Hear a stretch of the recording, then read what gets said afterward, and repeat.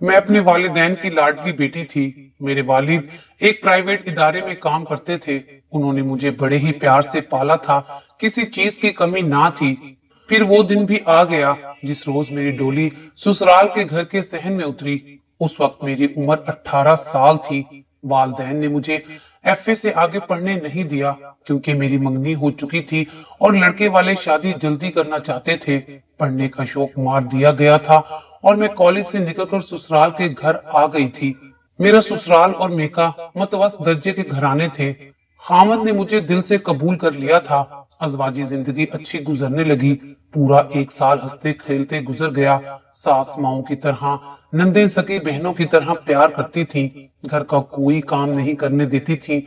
दिन के वक्त जेवर के बगैर रहने नहीं देती थी और चाहती थी कि मैं दुल्हन बनी रहूं।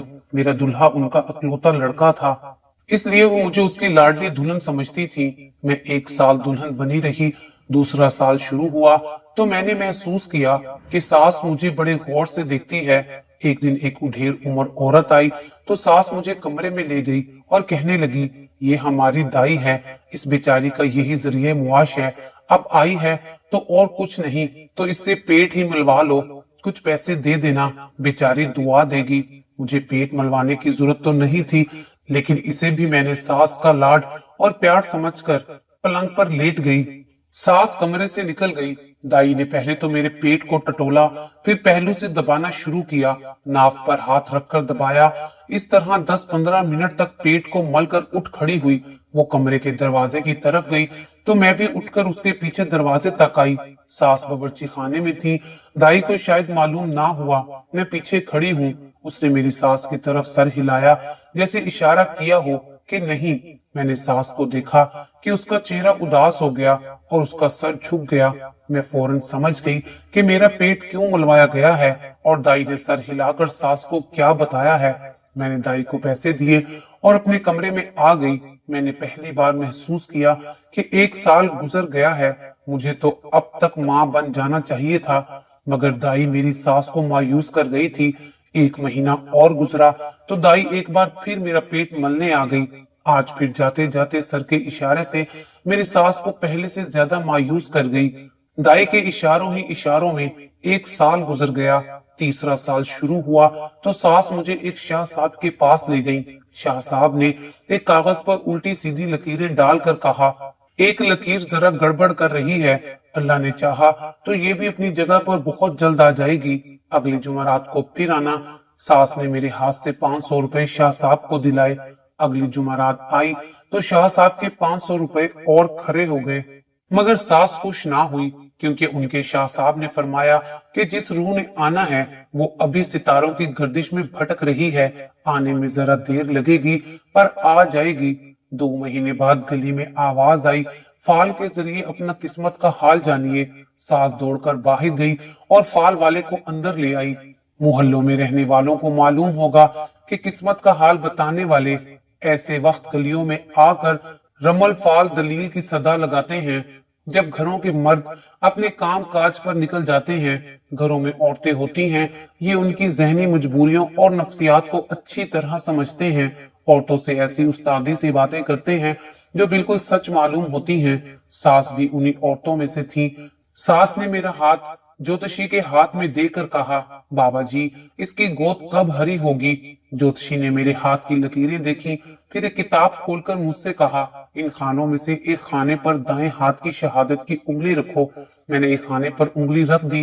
खाने पर एक जल परी की तस्वीर बनी हुई थी। ज्योतिषी ने 3 चकोर टुकड़े उस किताब पर फेंके और बोला, जल परी से निकल आई है। 4 चांद डूबेंगे फिर जल में चली जावेगी, फिर 3 चांद डूबेंगे फिर जल से निकल आवेगी।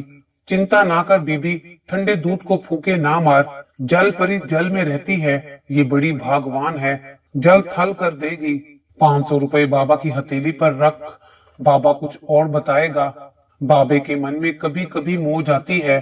ज्योतिषी मन के मोजी में 500 लेकर चलता बना, मगर बातें ऐसी बता गया कि सास और नंदों की बाछें खिल गईं। फिर 4 चांद डूब गए, फिर 3 चांद और डूब गए। जल परी ने जल थल तो ना किया, बल्कि इसी जल में डूब गई। दाई ने पेट मला, सर का वही पुराना इशारा करके चली गई। सास का चेहरा उतर गया। अजवाजी जिंदगी का एक और साल गुजर गया। सास और नंदों का लाड प्यार भी गुजर गया, लेकिन खामद के रवैये में कोई तब्दीली नहीं आई। एक रोज शोहर मुझे एक लेडी डॉक्टर के पास ले गया, जिसने मुझे चेकअप किया और 3 दवाइयां लिख दी। 15 दिनों का कोर्स था। कोर्स पूरा हुआ तो लेडी डॉक्टर ने मुझे एक बार फिर चेक किया। उसने अलैदगी में मुझसे बहुत सी बातें पूछी, मेरे खामद के मुतल्लिक भी कई एक सवाल किए। फिर उसने खामद को बुलाकर कहा कि वो भी किसी अच्छे डॉक्टर से अपना चेकअप करा ले। ये कुदरत का बनाया हुआ निजाम है, अजीब सा होता है। जरा सी खराबी के नताइज बहुत बड़े होते हैं। आपका इलाज हो जाएगा, घबराने की कोई बात नहीं। मैंने घर आकर खामद से कहा कि वो भी किसी डॉक्टर से मशवरा कर ले, मगर वो इस तरह भड़क उठा जैसे मैंने उसकी मर्दानगी पर बड़ी तौहीन आमेज तोहमत लगा दी हो। नुक्स तुझ में होगा, मुझे किसी डॉक्टर के पास जाने की जरूरत नहीं। मैंने कहा, आप अपने मुतालिक खुद कोई राय कायम ना करें, आपकी राय गलत भी हो सकती है। मेरा कहने का कुछ और मतलब था, मगर वो समझा कुछ और था। उसकी आंखें लाल हो गईं, चेहरा जर्द हो गया। मैंने अपनी शादीशुदा सहेलियों को अपने खामद के मुतालिक ये बात बताई तो उन्होंने कहा, मर्द को माँ बहन की गाली दे दो तो वो बर्दाश्त कर लेता है, लेकिन ये मशवरा कभी बर्दाश्त नहीं करता कि किसी डॉक्टर से चेकअप करवाए। उन्होंने बताया कि मर्द की नजर में हर नुक्स औरत में होता है, अपने आप को घोड़े जैसा समझता है। मैंने देखा मेरे खामद का मूड खराब रहने लगा था। उसके साथ ही सास और नंदों का सलूक भी बदल गया। खामद और सास के कहने पर ससुर मुझे एक बार फिर शहर के 2 मशहूर लेडी डॉक्टर के पास लेकर गया। सुबह एक से मुआयना करवाया, शाम को दूसरी से। दोनों ने मुआयना करके अपनी अपनी फीस वसूल की और कहा कि ये बिल्कुल ठीक है, कोई रुकावट नहीं। अब इनके खामद का भी चेकअप किसी अच्छे डॉक्टर से करवाएं।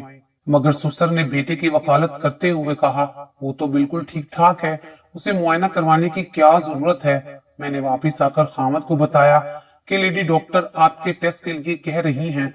वो कुछ भी ना बोला, मगर उसके चेहरे का बदलता हुआ रंग बोल रहा था कि उसे ये फैसला सख्त नागवार गुजरा है। मैं पोठोहार के इलाके की रहने वाली हूँ, जहाँ थोड़े थोड़े फासले पर पहुंच वाले पीरों के मज़ारात और गद्दियां हैं। मुझे 3-4 मज़ारों और खानगाहों पर ले जाया गया। वहां पर एक पीर ऐसे मशहूर थे जो जिस भी औरत को अपने हाथ से खाक या कंकरियां खिलाते, वो औरत 7 दिन में ही हामला हो जाती। मुझे उनके हाथों से खाक और कंकरियां भी खिलाई गई और करते करते मेरे गले में 4-5 तावीज लटकने लगे। 7 दिनों की जगह 1 माह गुजर गया, मगर मैं वैसे की वैसे रही। मेरी किस्मत में एक ही ताना था कि ये तो थोर का पौधा है जो जमीन का सारा पानी पी जाता है, न फल देता है और न फूल।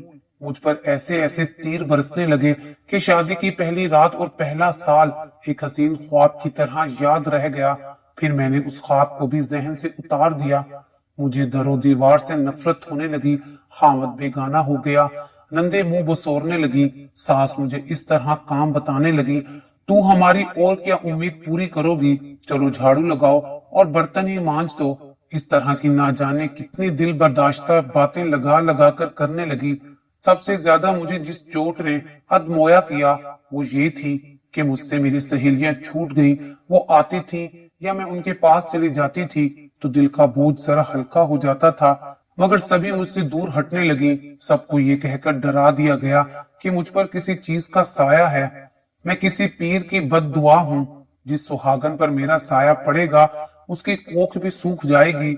मेरे तन बदन में आग लग गई, दिल में इंतकाम की आग भड़क उठी। मुझे एक ख्याल ये भी आया, अगर मैं जवाबी कार्रवाई के तौर पर सास और नंदों को कोई जवाब दूंगी तो वो मेरे खामद को भड़का कर मुझे तलाक दिला देंगी। अगर तलाक का ताल्लुक सिर्फ मेरी जात से होता तो मैं परवाह ना करती। मुझे अपने माँ बाप का ख्याल आ गया, वो ये सदमा कैसे बर्दाश्त करते। मैंने दिल के शोले दिल ही में रखे और दिल जलता रहा। मेकी की एक सहेली ने मेरा साथ ना छोड़ा, वो मेरी हमराज थी, हमारी दोस्ती गहरी थी। अज़वाजी जिंदगी के 6ठे साल मुझे इशारा मिल गया कि अब तलाक के सिवा कोई चारा नहीं है। मैं सोचने लगी, अगर मुझे तलाक हो गई तो मुझसे कोई भी शादी नहीं करेगा, क्योंकि सबको ससुराल वाले यही कहेंगे कि मैं बच्चे जनने के काबिल नहीं हूँ। इन हालात में जब तलाक की तलवार मेरे सर पर लटकने लगी तो मैं सास नंदों की बातों को बर्दाश्त करने लगी, लेकिन फिर भी आए रोज झकझक होने लगी। मगर हार मुझे ही माननी पड़ी, क्योंकि माँ बाप की वजह से तलाक से बहुत डरती थी। एक रोज कुछ ज्यादा ही तू मैं हो गई और मैं मेके आ गई कि शाम को खामद आएगा तो वापस आ जाऊंगी। घर आई तो वहां ताला लगा हुआ था। मुझे मालूम था कि घर वाले अगर कहीं गए हों तो घर की चाबी साथ वाले घर में होती है। मैं साथ वाले घर गई तो वहां उस घर का जवान साला आदमी अकेला था। उसने बताया कि मेरी माँ और उसकी माँ उसी की खातिर किसी मजार पर मन्नत मानने गई हैं और ये आदमी शादीशुदा था। उसकी अपनी बीवी से नहीं बनती थी। उस आदमी से पड़ोसी होने के नाते अच्छी जान पहचान थी। उसकी बीवी 7 महीने से अपने मेके गई हुई थी। ये आदमी अपनी बीवी को वापस नहीं लाना चाहता था। उसने मुझे बिठा लिया और अपनी बीवी का रोना रोने लगा। मैंने भी उसे अपनी मुसीबत की कहानी सुनाई। मैंने उसे बताया कि मैं तलाक से बहुत डरती हूँ, क्योंकि इससे मेरे माँ बाप को बहुत सदमा पहुंचेगा।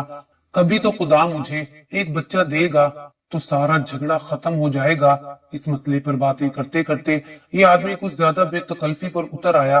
अचानक मेरे इंतकाम और बगावत का शोला उठा। मैंने दिल में सोचा, मुझे एक बच्चा चाहिए। मेरे खामद को कैसे पता चलेगा कि ये बच्चा उसका नहीं है। मेरे कदम डगमगाने लगे।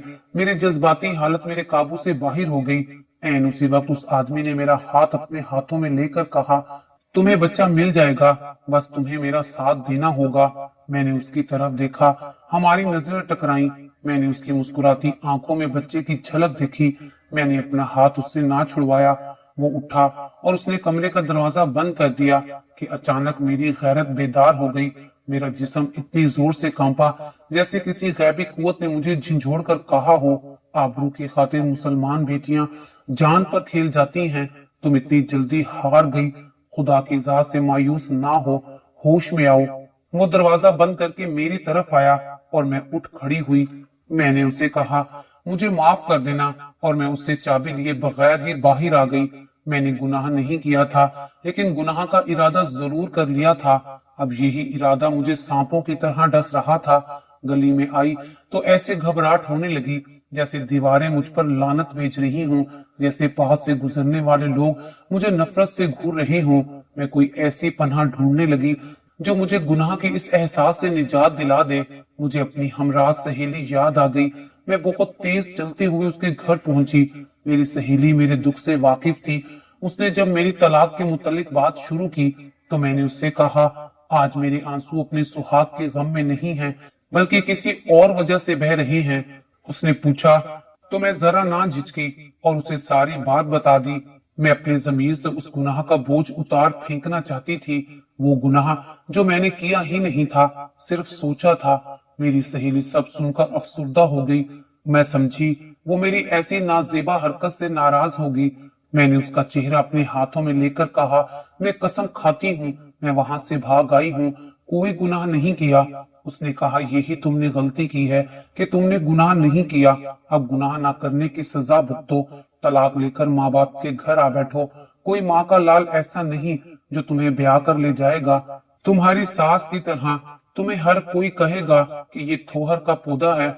सुन मेरी बहन, उसने कहा, औलाद की खातिर पीरों के पास जाने वाली औरतों की गोद तावीज धागे नहीं, बल्कि पीर खुद हरी किया करते हैं। हमारे घरानों में एक फरेब की हुक्मरानी है।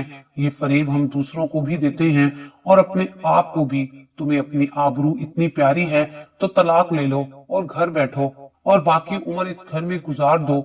मगर मैं अपने आप को इस फरेब के लिए तैयार ना कर सकी। जब मैंने महसूस किया कि मेरी निजात एक गुनाह में है, वरना मैं हमेशा के लिए धुतकार दी जाऊंगी, तो मेरे अंदर एक ऐसी बेचैनी और तलखी पैदा हो गई कि ना बैठे चैन और न लेटे चैन आता था। एक पागलपन सा सवार हो गया था। दिल में यही इरादा था कि खुदकुशी कर लूं, रेलगाड़ी के नीचे सर रख दूं, डूब मरूं या जहर खा लूं।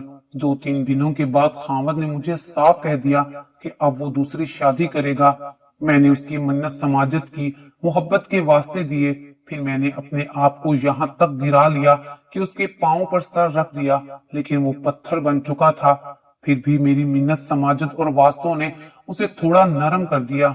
उसने कहा, मेरी माँ एक और पीर का नाम बता रही हैं, मैं उनसे कहूंगा तुम्हें वहां ले जाएं। अगर वहां से भी मुराद पूरी ना हुई तो फिर मैं तुम्हें तलाक देने पर मजबूर हो जाऊंगा। मैं किसी पीर के पास नहीं जाना चाहती थी। मैंने खावत से कहा, मैं पीर के पास नहीं जाऊंगी। खावत ने कहा, फिर तलाक ले लो। ये तुम्हारा नहीं, तुम्हारी तालीम का कसूर है। तुम ऐसे करके पता नहीं अपने आप को क्या समझती हो। असल में तुम पीरों और बुजुर्गों की तौहीन की सजा पा रही हो।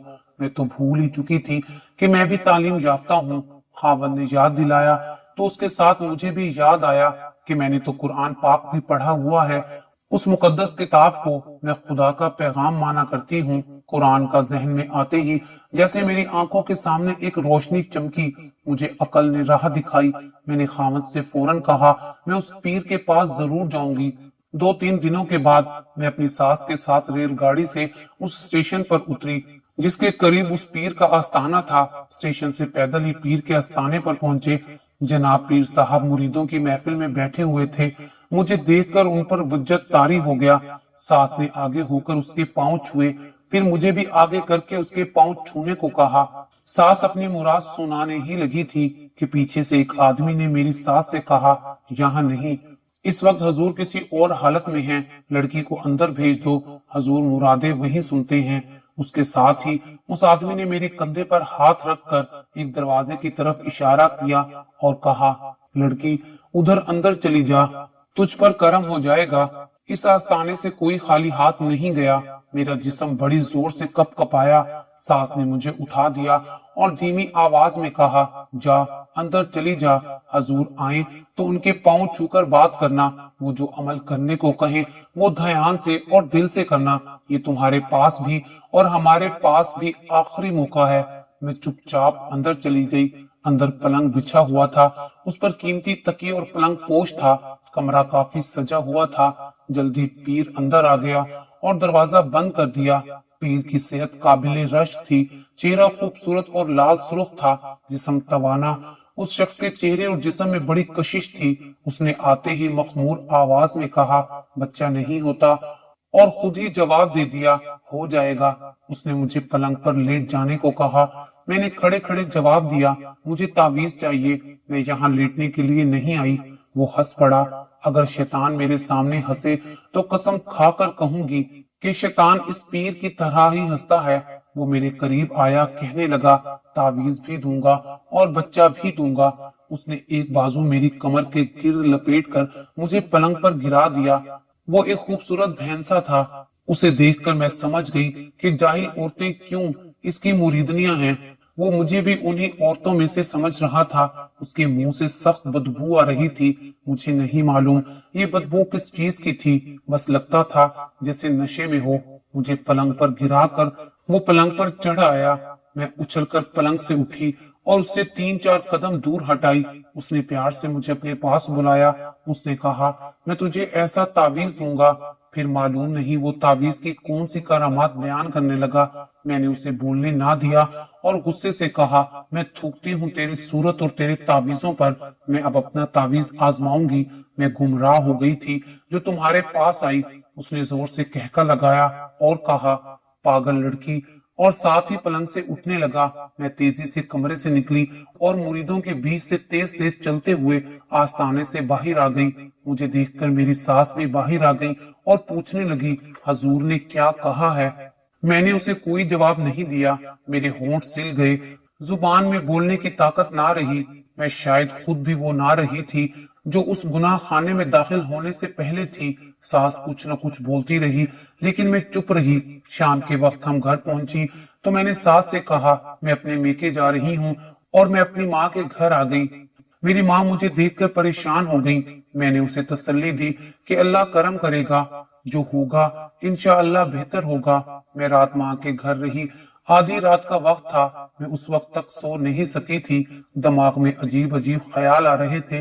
मैं सोच रही थी कि घरों के अंदर औरतों के साथ कैसी कैसी धांधलियां होती हैं, जिनसे मजबूर होकर औरतें अपनी निजात के रास्ते खुद ढूंढने लगती हैं। उनकी दर पर्दा हरकतें एक ऐसा भेद है जो उनके अलावा सिर्फ खुदा ही जानता है। उन औरतों के खामद फखर से गर्दनें अकड़ाए फिरते हैं। घर के सब अफराद उस वक्त गहरी नींद में थे। मैंने वजू किया और अलमारी से कुरान मजीद निकाला और छत पर चली गई। ठंडी यख हवा चल रही थी। मैंने कुरान मजीद ऊंची जगह रखा और छत के ठंडे फर्श पर 2 नफल पढ़े, फिर कुरान मजीद उठाकर पढ़ने लगी। इस दौरान मैं इतनी ज्यादा रोई, मैं अच्छी तरह पढ़ भी ना सकी। नफल पढ़कर मैं कुरान हाथ में लेकर खड़ी हो गई। मैं खुदा से मुखातिब होकर बोली, ए अल्लाह, मुझे माफ कर दे।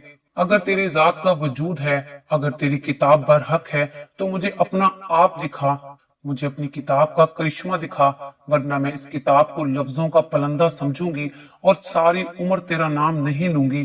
फिर मैं खड़े खड़े इतना रोई कि अपना आप संभालना मुश्किल हो गया। मैंने कुरान को अपने सीने से लगा लिया और रोती रही। मुझे नहीं मालूम मैं कितनी देर रोती रही, कब नीचे आकर सोई। जब अम्मी ने जगाया तो सूरज निकल आया था। मैं उठी तो ऐसे लगा मेरे अंदर कोई ताकत आ गई है। दिल को अजीब सा सुकून हो गया था। ऐसे महसूस हो रहा था कि जैसे मेरा दिमाग रोशन हो गया हो।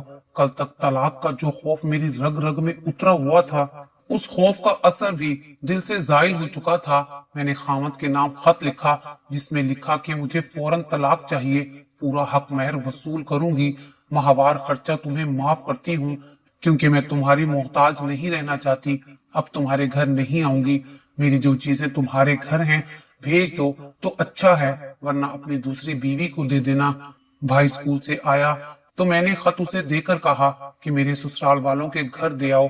जब माँ बाप को बताया कि खत में क्या लिखा है तो उन पर सख्ता तारी हो गया। मैंने उन्हें तसल्ली दी, जो होगा बेहतर होगा। मैंने कहा, अगर मेरा खुदा सच्चा होगा तो जरूर मेरी मदद करेगा। ये अल्फाज कहते हुए मैंने महसूस किया जिस तरह पहले तलाक का नाम सुनकर मैं कांप जाया करती थी, अब मुझ में दलेरी आ गई थी और कोई गैबी कुव्वत थी जो मुझे अंदर ही अंदर यकीन दिला रही थी, अल्लाह ताला सब ठीक कर देगा। 10-12 दिनों बाद मेरा तलाकनामा बमा हक महर मुझे मिल गया। मेरे कपड़ों का ट्रंक भी आ गया। अलबत्ता जेवर की कुछ चीजें वो लोग हजम कर गए। सामान के साथ सास का पैगाम भी मिला कि अब देखेंगे इस सूखे पेड़ से कौन फल हासिल करता है। तू तो थोर का पौधा है जो जमीन का सारा पानी पी जाता है, फल देता है और ना फूल। लेकिन मुझे अब कोई परवाह नहीं थी, दिल को सुकून था। 5-6 माह गुजरे। हमारा वही पड़ोसी जिसके साथ मैं भटकने चली थी, उसकी बीवी के साथ झगड़ा इतना बढ़ा कि उसने अपनी बीवी को तलाक दे दी। फिर वही पड़ोसी मेरी निजात का सबब बन गया। मैं एक दिन घर की छत पर गई तो वो भी अपनी छत पर मौजूद था। उस दिन के बाद मैं उसे आज देख रही थी। उसे देखते ही मैं नीचे आने लगी तो उसने मुझे आवाज दी और कहा, मेरी बात सुनो, अगर तुम चाहो तो मैं तुमसे शादी करने के लिए तैयार हूँ। मैंने कहा कि आपको मालूम है ना, लोग मुझे थोवर का पौधा कहते हैं कि आपको फूल अच्छे नहीं लगते। उसने कहा, मालिक का काम है मेहनत करना, फल फूल लगाना मालिक का काम है। मैंने कहा, जाओ मौज करो।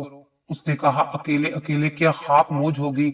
मैंने उसकी आंखों की जुबान समझ ली थी और उसी रोज अम्मी से कहा कि उस आदमी से रिश्ते की बात करें। अम्मी अब्बा ने बात की, 2-4 फेरों में बात पक्की हो गई। निहायत ही खामोशी और सादगी से हमारा निकाह पढ़ा दिया गया। मेरी माँ को अभी तक डर था कि अब क्या होगा, अगर बच्चा ना हुआ तो कहीं फिर बेटी घर ना आ जाए। लेकिन खुदा ने अपने नाम और कलाम को सच्चा कर दिखाया। शादी के दूसरे महीने में ही मैंने माँ की परेशानी धो डाली और उन्हें खुशखबरी बताई।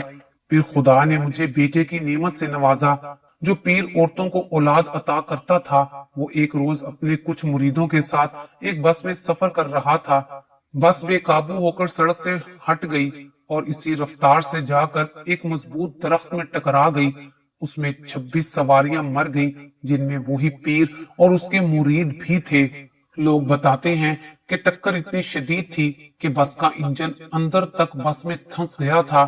पोटोहारियों को ये पुराना हादसा जरूर याद होगा। बहुतों को तो सुराग भी मिल गया होगा कि वो पीर कौन था। मेरे पहले खामन ने दूसरी और फिर तीसरी शादी की, लेकिन आज तक बे औलाद है। अल्लाह ताला ने मुझे 3 बेटे दिए। मेरा सबसे छोटा बेटा इस वक्त 14 साल का है। आज मैं अपने शोहर और बच्चों के साथ एक खुशगवार जिंदगी गुजार रही हूँ।